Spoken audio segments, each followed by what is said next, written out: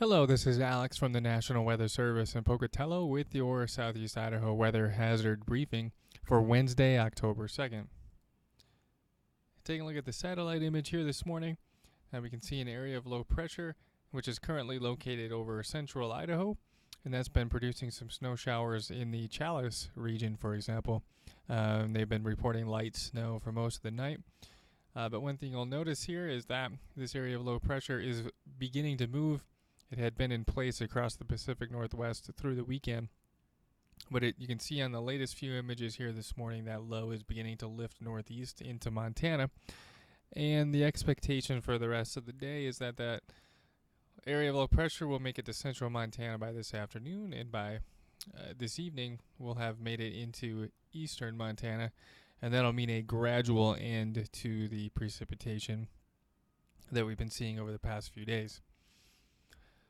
And sort of breaking the impacts down here for you, snow showers are expected to linger across the central Idaho mountains, the Divide, and Wyoming border regions this morning. As I mentioned, the showers will gradually dwindle as we go through the afternoon hours and should diminish this evening. Tonight we do have another chance, actually a good chance, for a widespread freeze. The cloud cover this morning has kept the temperatures elevated across most of the Snake Plain, so temperatures have actually stayed above freezing for most of us. But tonight, the current expectation is for skies to clear, winds to be light, so that's a recipe for cold temperatures.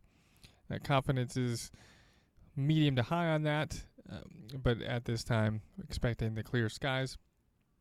Another cold front and low pressure system is expected to move through the area on Friday. That's going to bring some rain and snow showers, mainly to the higher elevation areas, but perhaps the broader impact from that system will be the winds that will be felt across the area, and a potential for blowing dust as well with that. And sort of summarizing it here for you, again, the hard freeze for Wednesday morning and Thursday morning. It should have a yellow box in here for the Eastern Magic Valley and Snake Plain for Thursday morning as well, but for Friday, again, snow and rain showers, wind. I've colored the Snake Plain orange here for Friday due to that potential for blowing dust. Right now, the higher soil moisture because of the recent rains may limit the blowing dust potential somewhat, but we'll continue to monitor that over the next few days.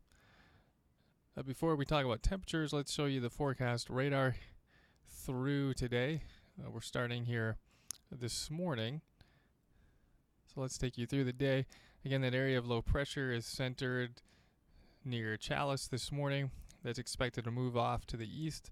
We may see a few snow showers develop here across the southeast corner as well, sort of in the Bear Lake Highlands and the Utah and Idaho portion of the Wasatch.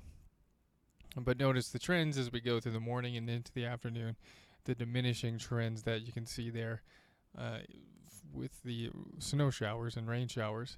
I mentioned the cold front that's going to be approaching for Friday. And here's a look at that forecast radar for Friday. Areas in blue indicate where snow is more likely, and areas in green, yellows here indicate where rain showers are more likely. So by Friday morning, start to see the snow showers move into the central Idaho mountains, and those are forecast to move eastward through the rest of the morning hours and through the afternoon, and diminishing Friday evening. At this time, 1 to 2 inches is forecast for the central mountains. Snow levels are forecast to be around 6,000 feet, so the best chance of seeing accumulation will be above 6,000 feet. In areas farther east around Island Park, down through the eastern highlands, snow levels are forecast to be closer to 7,000 feet for Friday. So accumulations there should be limited to mainly an inch or less. Showing you the low temperature forecast here now for Thursday morning, indicating that potential for a widespread freeze. But temperatures do begin to rebound on Thursday. We'll start to see some increased southerly winds. As I'll show you here, we will see some gusty southerly winds, especially along the 86 corridor and across the higher terrain of the central Idaho mountains, bringing those temperatures back up to seasonal averages, although briefly. Earlier we mentioned the wind potential for Friday. You can see that here. Winds out of the west-southwest strongest from the late morning into the early evening hours. So there is the potential for southwest winds to gust around 40 miles per hour or locally higher across the Arco Desert, and around 35 miles per hour along the interstate corridor. Temperatures will cool about 10 degrees on Friday with the cold front moving through, but we'll begin to see temperatures rebound ever so slightly on Saturday. And if you didn't get your freeze this week, you may get it Saturday morning. We're forecasting low temperatures below freezing for most of the area. And we'll begin to see temperatures rebound back to and above seasonal averages, actually. Mondays as far out as we can show you here, but temperatures approaching 70 across the southern Snake Plain and eastern Magic Valley. And by Tuesday and Wednesday, temperatures may rise well above 70. So again, summarizing the impacts, snow showers today across the Central Mountains and Montana Divide region will gradually dwindle through the day. Best chance for a widespread killing freeze tonight and Friday. We're expecting a cold front to move through that'll bring some gusty winds and some higher elevation light snow. Quickly show you the 8 to 14 day temperature outlook, which currently favors, not strongly confident in this, but currently favors below average temperatures across most of our area and favoring below average precipitation to the southeast, trending towards above average precipitation as you head north and west.